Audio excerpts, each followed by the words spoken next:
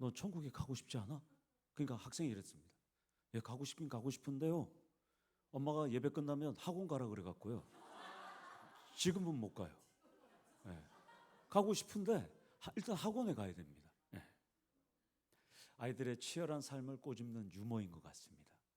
전부 인서울 하려고 그러지 않습니까? 우리 학생들. 그리고 내신 정적 관리해야 되니까. 주일에도 학원에 가야 할 우리 학생들 참 어렵습니다. 그런데도 우리 학생들은 앞에서 찬양하고 저 방송실에서 봉사하고 있고 정말 대견스럽습니다. 예. 아멘이십니까? 예. 오늘은 어린이 주일입니다. 이 어린이 주일에 우리는 어떻게 우리 아이들을 지도할까? 부모의 로망에 대해서 한번 설교하려고 합니다. 본문은 제가 신방을 하거나 어린이들한테 축복을 해줄 때 사용하는, 인용하는, 즐겨 사용하는 구절입니다. 예수는 지혜와 키가 자라가며 하나님과 사람에게 더욱 사랑스러워 가시더라. 그래서 그 이름만 바꿔서 우리 학생들에게 그렇게 축복을 해줍니다. 뭐 우리 이든이도 있고 혜든이도 있는데 또 우리 하린이도 있고 유빈이도 있고 다양한 여러분들의 손자 손녀들의 이름을 놓고 지혜와 키가 자라가며 하나님과 사람들에게 더욱 사랑스러운 존재가 되게 해달라고 이렇게 기도합니다. 이것을 보면 부모의 소망이 고스란히 담겨 있습니다. 그래서 설교 제목이 로망입니다. 로망. 로망은 우리가 낭만 이런 뜻도 있지만 프랑스어가 또한 내가 실현하고 싶은 꿈, 이상, 소망 이런 게 담겨 있습니다. 그런데 오늘 본문을 보면 여기에 육신의 부모의 소망만 담겨 있느냐? 그렇지 않습니다. 성경을 보면 하나님이 먼저입니다. 하나님과 사람 이렇게 먼저 나오지 않습니까? 하나님이 우선이라고 지금 본문은 말씀합니다. 하나님께 더욱 사랑스러운 것이 중요하다고 오늘 누가는 기록하고 있습니다. 그래서 오늘 주일 설교를 통해서 하나님이 원하시는 자녀가 무엇이 필요하고 육신의 자녀들을 둔 우리는 어떻게 양육해야 하는지 은혜를 나누려고 합니다. 성도님들, 여기서 예수를 믿든지 안 믿든지 모든 부모는 내 자식이 성공하고 내 자식이 잘 되기를 우리는 소망합니다. 이것은 부인할 수가 없습니다. 그렇지 않다면 짐승이 되는 것입니다. 42절에 의하면 예수님의 나이는 지금 현재 12세라고 합니다. 우리 나이로는 초등학교 5학년. 신체적으로나 정신적으로는 성장 가능성이 무궁무진한 초등학교 5학년의 12살의 예수님을 지금 우리가 보고 있습니다. 그래서 이기복 교수님이라고 아주 우리나라의 이 아동학이나 유아교육의 대가인 이 교수님의 책을 보면 나이에 따른 훈계가 4단계로 나오는데 사람은 분명히 나이와 때에 따라서 훈계가 달라져야 한다라고 말합니다. 그러면서 저자는 6살에서부터 12살을 4단계라고 봅니다. 이때 아이들은 지금 예수님의 나이, 그러니까 초등학교 5학년의 나이 때는 이때는 애들이 부모님의 말과 행동을 배우는 학습의 단계라고 이기복 교수님은 정의합니다. 그러니까 어른들이 어떻게 말하고 어떻게 행동하는지를 이 6살에서부터 12살까지는 잘 습득하는 단계라고 정의하고 있습니다. 그래서 본문도 그 교수님이 20년 전에 그렇게 정의한지를 모르지만 본문도 2000년 전에 벌써 정의를 했습니다. 여기서 자라가며라는 이 헬라어 프로 에콥텐이라는 이 단어는 미완료 동사입니다. 그러니까 예수님이 계속해서 지혜와 키가 자라가고 있다라고 설명하는 것이죠. 그래서 여러분의 자녀들도 계속 지혜와 키가 계속 자라가고 있는 것입니다. 여기서 첫 번째로 여러분들과 나눌 내용은 하나님이 원하시는 자녀는 위로부터 주시는 지혜로 자라가야 한다는 것입니다. 아멘이십니까? 자라는 것의 핵심은 위로부터 오는 지혜가 핵심입니다. 지혜는 히브리어로 호크마, 헬라어로 소피아라는 단어입니다. 이것은 지혜는 경험이나 사고나 관찰이나 학습을 통해서 얻어집니다. 그런데 이 근원이 어디에 있다고요? 위로부터 오는 지혜, 하나님께 있다고 말씀합니다. 그래서 헬라어로 필로소피아, 필로, 철학, 철학은 필로소피아죠. 그래서 이 필로소피아는 지혜에 대한 사랑입니다. 필로스, 사랑, 플러스 소피아, 지혜. 그러니까 지혜에 대한 사랑이 철학이자 학문이고, 그러면 우리는 지혜의 근원 대신 하나님을 또한 사랑하는 것이죠. 세상의 말도 하나님께 지혜의 근원을 찾아가는 것입니다. 결국 인간을 살리는 지혜는 하나님으로부터 나온다라고 할 수 있습니다. 그래서 우리 다 같이 야고보서 3장 17절 말씀을 읽도록 하겠습니다. 자, 시작. 다음에 화평하고 관용하고 양순하며 긍휼과 선한 열매가 가득하고 편견과 없나니, 이렇게 말합니다. 그래서 지혜는 하나님이 주시지만 그 주신 것 플러스 우리가 학습, 연구, 관찰을 통해서 우리는 얻어지지 않습니까? 그러나 오직 위로부터 주시는 하나님의 지혜로 자라나는 것이 오늘 본문 말씀의 핵심입니다. 하나님이 원하시는 자녀는 경험이나 사고나 관찰이나 학습으로 얻는 세상의 지혜보다는 오늘 야고보 사도가 말했듯이 성결, 화평, 양순, 긍휼, 선한 열매가 가득하고 편견과 거짓이 없어야 한다는 것입니다.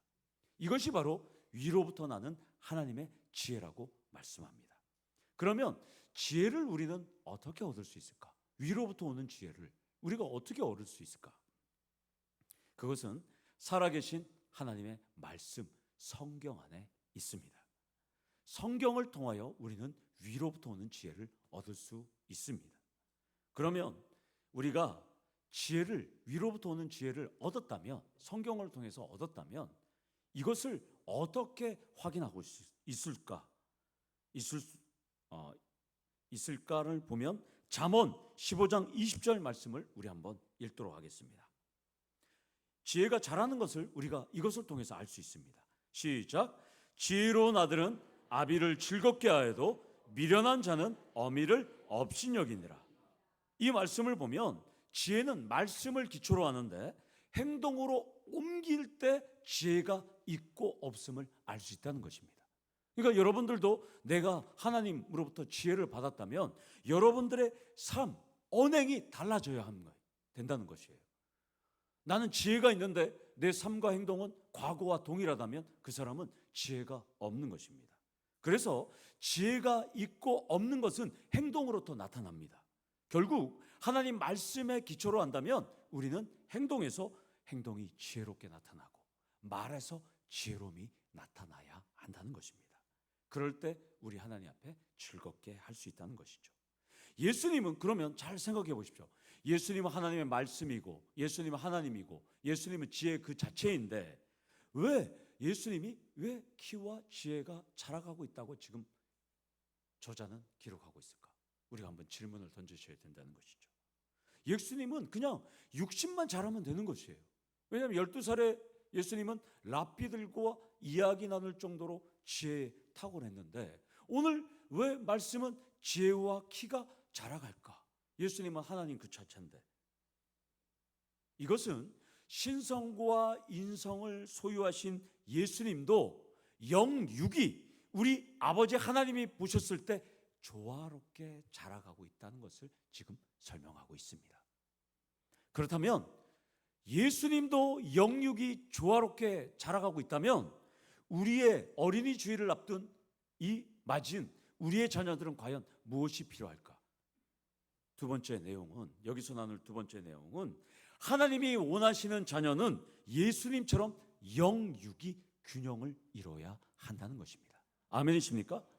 머리가 크고 몸이 작으면 가분수지 않습니까? 우리가 대분수, 가분수 하는데 지금 우리도 육체적으로 우리 자녀들도 잘 커야 하지만 영적으로도 우리 자녀들이 예수님처럼 지혜롭고 잘 커야 한다는 것입니다. 본문은 육체를 입고 오신 예수님도 아동기의 모습을 통해서 지혜와 키가 자라가고 있다라고 우리에게 도전을 줍니다. 사랑하는 성도 여러분, 여러분의 자녀들도 육신이 성장할 때 말씀에 거할 수 있도록 늘 성경을 읽는지 체크하고 큐티를 지도하면서 영육이 조화롭게 될 수 있도록 지도하기를 소망합니다. 그러니까 오늘은 어린이날을 앞둔 오늘 어린이날이죠. 어린이날 주일인데 1년에 한 번씩 의무적으로 뭐 선물을 사주거나 용돈을 주거나 외식하는 시간보다는 오늘 하나님 말씀의 꼴을 잘 먹고 있는지 점검하시기를 원합니다.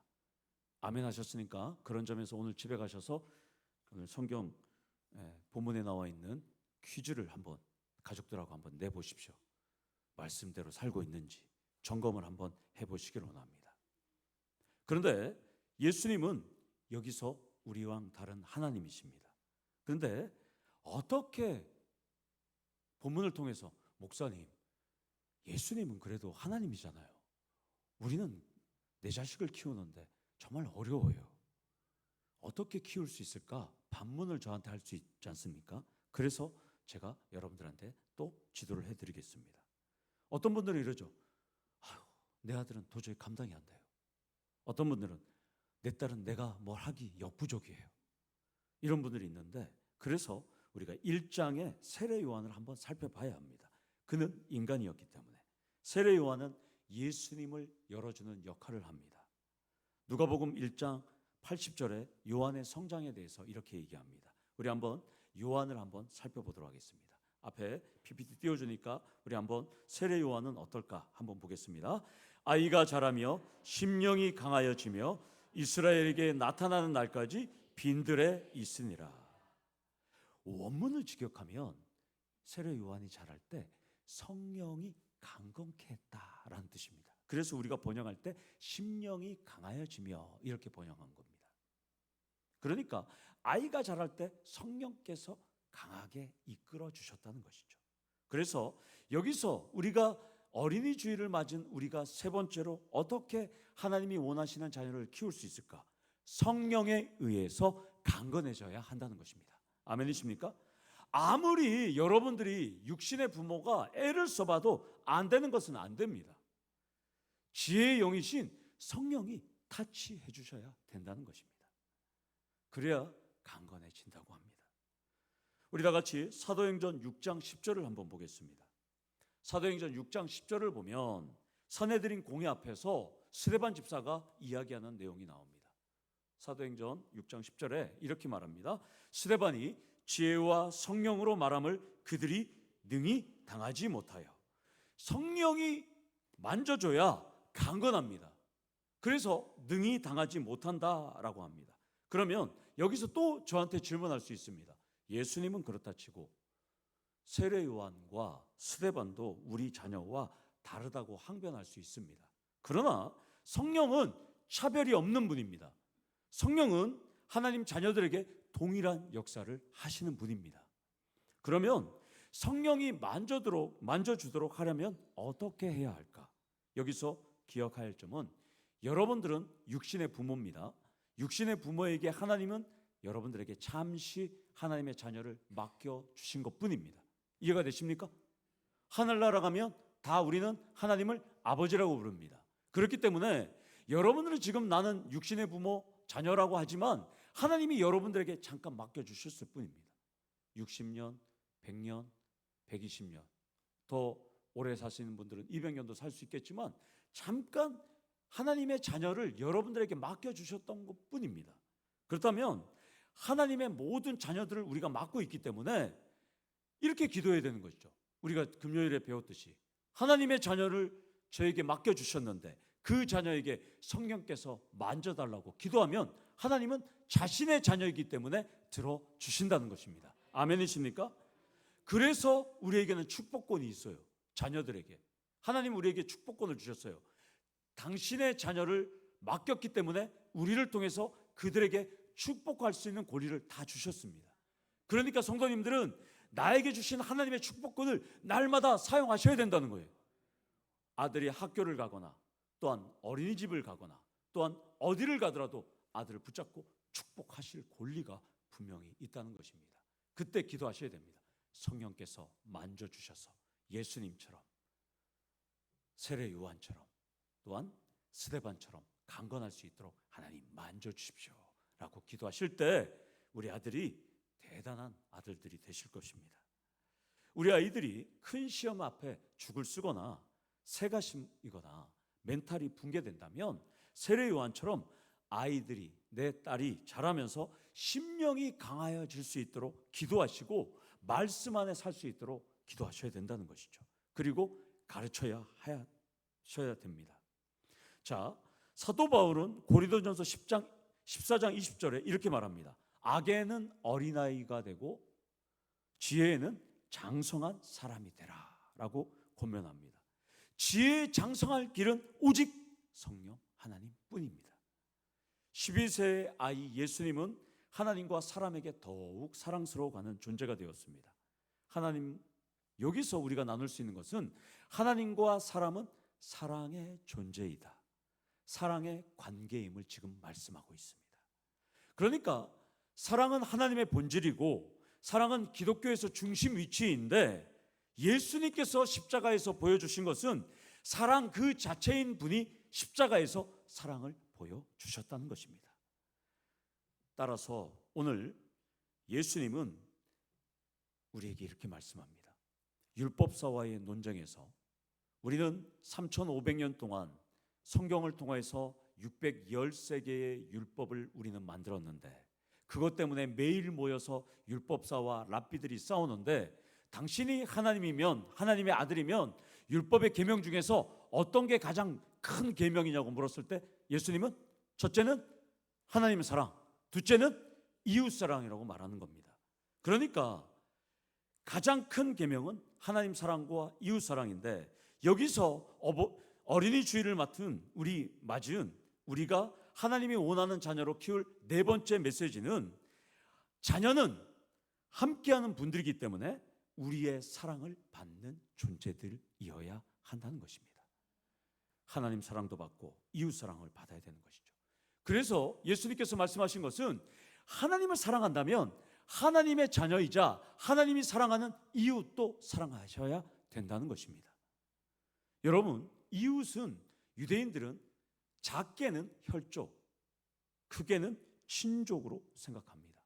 그렇기 때문에 예수님은 하나님을 사랑한다면 이웃을 사랑해야 한다는 것이죠. 여러분의 자녀들도 이웃입니다. 부모님도 이웃입니다. 그렇기 때문에 하나님은 우리에게 이웃을 사랑하라고 명령합니다. 대학생 어떤 아들이 아빠의 차를 빌려 타서 이제 운전을 하다가 사고가 났는가 봅니다. 그래서 아들이 너무 당황스러워서 차에 있는 보험 서류를 뒤적뒤적 거렸는가 봅니다. 그런데 거기에 아빠의 글이 담겨 있었답니다. 이런 글이 있었답니다. 만일 사고가 나면 꼭 기억하거라.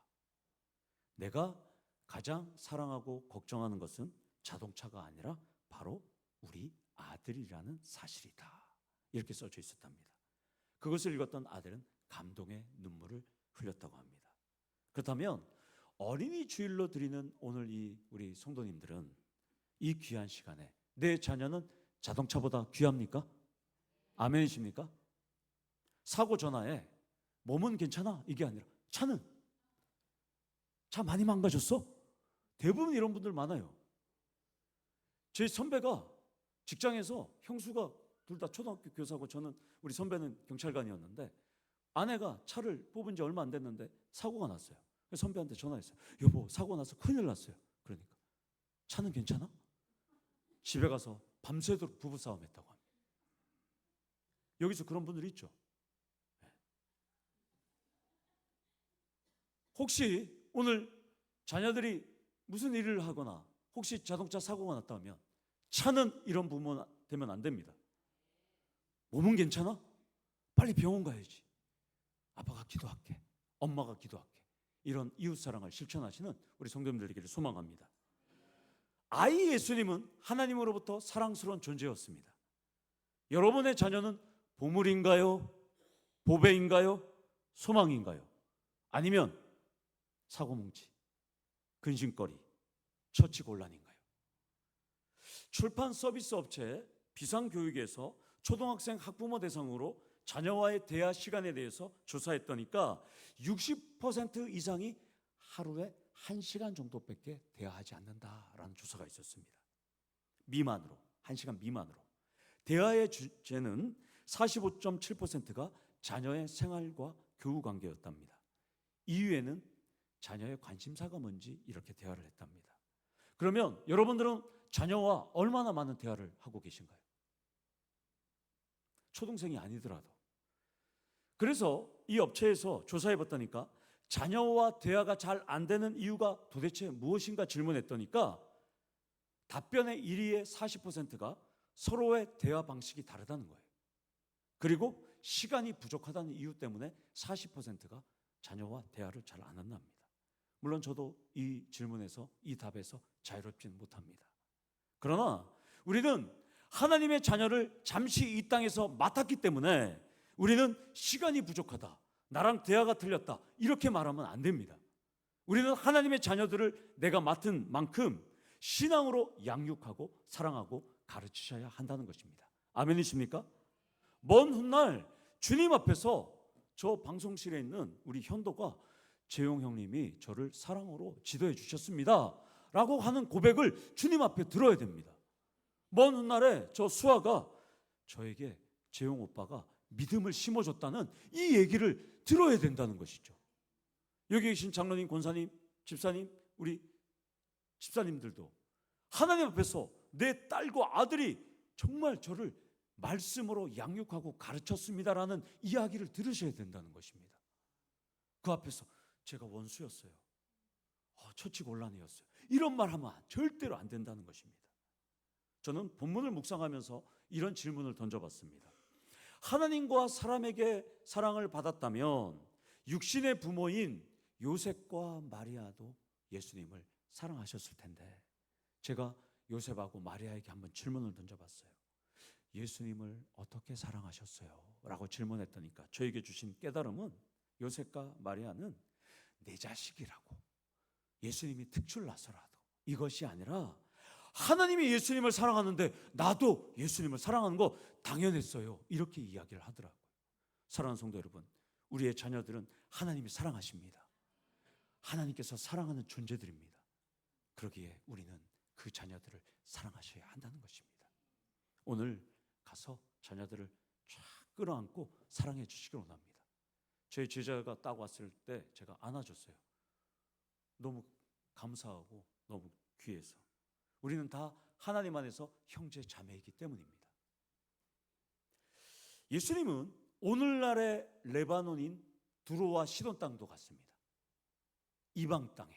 그리고 예수님은 오늘날의 요르단과 시리아인 데가볼리 지역도 가셨습니다. 예수님께는 선민이 없습니다. 예수님은 모든 나라의 민족과 족속이 자신의 자녀이자 형제이기 때문에 예수님은 다 사랑하셨습니다. 사랑하는 성도 여러분, 선민이 어디 있습니까? 이방인이 어디 있습니까? 모두 하나님 앞에 귀한 자녀들입니다. 예수의 피로 사셨기 때문에 모두 귀하다는 것입니다.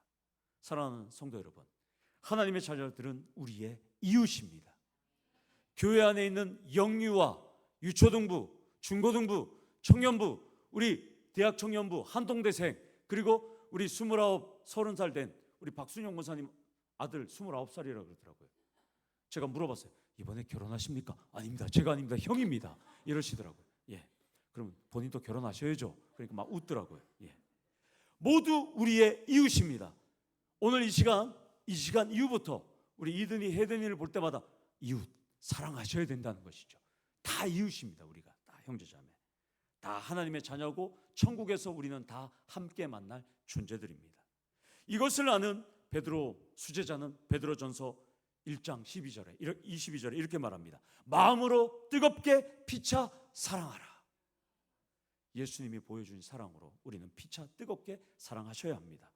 바울은 로마서 16장 16절에 이렇게 말합니다. 너희가 거룩하게 입맞춤으로 서로 무난하라. 이렇게 말합니다. 자, 옆에 사람들 한번 보세요. 자, 옆에 사람 한번 보세요. 앞뒤. 예. 우리 자는 은혜원 자매 깨워갖고 한번 보셔요. 다. 예. 예. 한번 속으로 한번 생각해 보세요. 옆에 사람 한번 보세요. 본 다음에 과연 이 사람이 진정으로 깊이 변함없이 사랑할 사람인가 한번 보세요. 조경규 장로님하고 강재희 권사님도 한번 보시고. 예. 원주 집사님, 김영숙 집사님도 한번 보시고, 박성희 원사님 뒤에 우리 장미경 집사님 한번 보시고, 과연 이 사람 거룩한 입맞춤을 할 사이인가 한번 보셔요. 예. 아니면 여기 주여라고 하는 거 보니까 아니면 원수, 철천지 원수일 수도 있어요. 예. 어버이날 특집으로 스피드 퀴즈 했더니까 그런 얘기 있지 않습니까? 갑자기 원고에 없는 그런 생각 있지 않습니까? 예? 답은 그거였어요. 천생연분이었는데,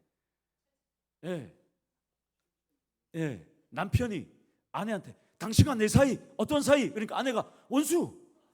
아니 그거 말고 네 글자로 평생 원수 맞죠? 그래갖고 떨어졌다는 얘기 있지 않습니까? 바라옵기 원하옵기는 우리는 평생 영원토록 함께 사랑할 사이라는 것을 잊지 마시기를 소망합니다. 여기서 사랑이라고 번역된 이 헬라어는 은혜, 호의를 뜻하는 헬라어 카리티입니다. 카리티. 그러니까 예수님이 성장하는데 은혜를 입고 있다고 지금 말씀합니다. 식물이 화학물질을 내뿜고 광합성 작용을 하고 자극에 반응하는 것, 그리고 여러분들이 키우는 개나 고양이가 동물의 주인의 사랑을 먹고 그들은 자랍니다. 여기서 6번째로 나눌 내용은 하나님의 자녀는 은혜와 관심과 애정이 넘쳐나야 한다는 것입니다. 아멘이십니까? 오늘 이 시간 SNS로 문자로 우리 자녀들에게 카톡이라도 잘 있냐, 잘 지내느냐, 뭐 힘든 게 없느냐 이렇게 물어보는 우리 성도님들에게를 소망합니다. 어린이 주일을 맞는 우리는 자녀들에게 은혜와 관심과 애정을 듬뿍 쏟아주셔야 합니다. 그러면 어떻게 하면 애정을, 관심을 듬뿍 쏟아줄 수 있을까? 교복 생산업체인 이사에서 2022년, 2년 전에 10대 청소년 대상으로 가족 간 소통 관련해서 설문조사를 했습니다. 47%의 청소년이 부모님과 함께 저녁 식사를 먹을 때 가장 대화가 잘 통한다고 설문조사가 있었습니다.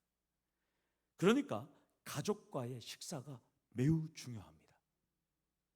그러나 조사를 해보니까 바쁜 부모님의 직장 생활과 또한 아이들이 다 야간 자율학습 학원을 다니다 보니까 한 집에 살면서도 얼굴을 못 보고 점심 식사를 일주일에도 한 번도 못하는, 저녁 식사를 한 번도 못하는 아이들이 6%라고 조사가 되었습니다. 그래서 연구조사를 보니까 자녀가 생각하는 부모의 1순위가 아이의 말을 잘 들어주고 대화를 많이 하는 부모가 1순위였답니다. 반대로 생각하면 말 안 들어주고 대화 안 하는 부모는 나쁜 부모라는 겁니다. 사랑하는 성도 여러분, 오늘 예배를 끝나고 근사한 장소에서 오순도순 이야기 나누면서 식사를 나누면서 같이 대화를 나누면서 성경 퀴즈를 풀어보는 우리 성도님들 되기를 소망합니다. 밥을 나누면서 꼭 퀴즈를 하셔야 되는 거예요. 지금 끝으로 예수님의 나이는 12살입니다. 12살은 분노와 반항이 득실거리는 사춘기입니다. 사춘기. 사랑을 받기는커녕 사소한 일에도 씩씩대는 시기입니다. 여러분 12살 자녀 있죠? 우리 교회 12살 자녀 둘 있습니다. 채훈이하고 승기. 얘네들은 지금 씩씩대는 시기인데 어떻게 돼서 예수님은 12살 사춘기인데 지혜와 키가 자라가며 하나님과 사람에게 더욱 사랑들어 가르치더라 라고 말씀합니다. 질문을 던지셔야 되는 거예요. 왜 내 자녀와 예수님은 왜 이렇게 다를까? 그래서 성경적 부모 교실을 지었던 이 이기복 교수님의 책에 보면 이렇게 나옵니다. 청소년기 자녀의 반항적인 태도는 나름대로 이유가 있다. 이유는 그 자녀가 나를 성인으로 존중해 달라는 메시지이기 때문이다 라고 말합니다. 저는 이 글을 보면서 맞다라고 생각합니다. 자신의 마음을 몰라주고 공부만 하라고 강요하고 이래라 저래라 하면 자녀들은 일일이 통제할 때 분노하고 반항한다는 것입니다. 그래서 이기복 교수님은 그렇게 해법을 이야기합니다. 3가지 해법. 부모님이 부모가 되지 말고 코치가 되라고 이야기합니다. 코치는 어떤 스타일인지 아세요? 일일이 간섭 안 합니다. 선수가 잘못하면, 실수를 하면 다 끝난 다음에 그때 너 이거 실수했어. 이렇게 1가지, 2가지씩 던지는 것이 코치입니다. 사랑하는 성도 여러분, 자녀가 일일이 다 하지 말고 코치처럼 한두 가지만 이야기하시는 성도님들 되기를 소망합니다. 그리고 자녀의 고민을 들어주라고 말합니다. 먼저 부모의 입장을 이야기하지 말고 자녀의 고민을 오늘 한번 다 실천해 보세요. 고민을. 그리고 자녀의 고민을 다 들은 다음에 너 이야기 다 이해가 돼. 그 다음에 엄마는 아빠는 이랬어. 이렇게 아빠와 엄마의 상황도 이야기해주는 부모가 되라고 이야기합니다. 사랑하는 성도 여러분, 오늘 설교 제목처럼 부모의 꿈과 소망과 이상의 충족이 아니라 하나님의 입장에서 그들을 키우는 코치가 되시기를 소망합니다. 그래야 우리 자녀들이 예수님처럼 자랍니다. 지혜와 키가 자라가며 하나님과 사람에게 더욱 사랑받으면서 성경적인 세계관으로 살 수 있도록 축복하는 우리 성도님들 되기를 소망합니다. 세상에는 세 가지 금이 있습니다. 아시죠? 지금, 황금, 소금. 그 중에 제일 좋은 금이 뭘까요? 지금입니다. 지금. 그래서 기독교 대문호인 톨스토이가 무려 111년 전에 저술한 톨스토이 단편선에 이런 글이 있습니다. 제가 읽어드리겠습니다. 바로 지금이 가장 중요한 시간인 이유는 우리에게 있는 힘이 유일한 시간이기 때문이고 가장 필요한 사람은 당신과 함께 있는 사람이다. 그리고 앞으로 어떤 사람과 관계를 맺을지 아무도 모르기 때문에 가장 중요한 일은 당신과 함께 있는 그 사람에게 선을 베푸는 것이다. 그것이 인간이 이 세상에 보내진 유일한 목적이다 라고 톨스토이가 말합니다. 그렇다면 여러분들에게 하나님은 가장 소중한 존재인 자녀와 또한 참평한 교회 성도님들을 맡겨주셨고 붙여주셨습니다. 오늘도 그들이 우리에게 가장 중요한 사람이기 때문에 사랑을 베푸시는 성도님 되기를 소망합니다. 왜냐하면 지금이 가장 중요합니다. 앞으로 우리는 어떤 사람과 관계를 맺을지는 모릅니다. 오늘 이 시간 이 자리에 계신 지금 이 순간에 있는 분들에게 사랑을 베푸시는 성도님 되기를 소망합니다. 사랑하는 성도 여러분, 하나님께서 주시는 위로부터 주시는 성경의 지혜로 자녀들을 가르치고 양육하시기를 소망합니다. 그리고 예수님처럼 영과 육이 균형이 될 수 있는 자녀로 성장시키시기를 소망합니다. 그러려면 성령이 만져주셔야 합니다. 하나님의 자녀는 내가 사랑할 이웃이고 나의 가족입니다. 부모의 축복권으로 날마다 자녀들을 축복하고 범사에 그들에게 강건한 복이 넘쳐나시기를 우리 성도님들 되시기를 간절히 축원합니다. 우리 다 같이 기도하겠습니다. 아버지 하나님, 우리에게 맡겨주신 하나님의 귀한 자녀들 잘 양육할 수 있도록 하나님 역사하여 주시고 성령께서 만져주셔서 우리가 그들에게 코치가 되고 그들의 말을 잘 듣고 그들을 양육하는 우리들 될 수 있도록 하나님 역사하여 주시옵소서. 하나님, 오늘 하루 어린이 주일 그들을 마음껏 사랑할 수 있는 우리 양덕 참평한 교회 성도님들 될 수 있도록 하나님 역사하여 주시고 우리 하나님, 우리 자녀를 통하여 우리 하나님 영광 받아 주시옵소서. 아멘. 예수님 이름으로 기도드리옵나이다. 아멘. 우리 찬양 이 시간